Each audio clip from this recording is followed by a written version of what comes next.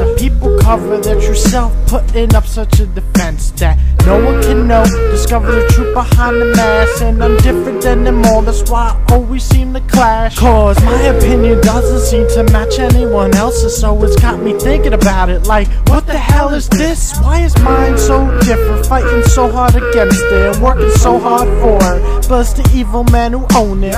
Now I'm back to the pipe, smoking every single night, and I hate myself cause I know it ain't right. Such an ugly sight and such a weak person. Go back to doing an evil deed, and I can't cope with this world, so I look to the weed. I told myself I didn't need it, wasn't a necessity. I really am out of whack, mixing what I want and what I need, and the backbone isn't what I lack. I used to ignore what they say, but in the end I relapse back, cause you know what they say. Sing it. Will it be me? Will it be you? It's a bad man's world.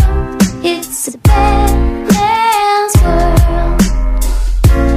It's a bad man's world.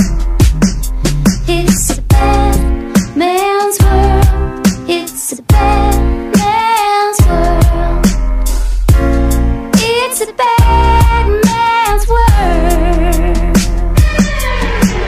These days it seems like everybody wants to do bad, like it's some kind of trend or a stupid ass fad, but not me. Tell them suckers they can all kiss my ass, cause I've already been there and I've already done that, and I'm not trying to go back to that lifestyle. One of the worst things in life is being on trial, having to stand in front of a judge, having him decide your fate as he bangs on his gavel with a nasty look on his face.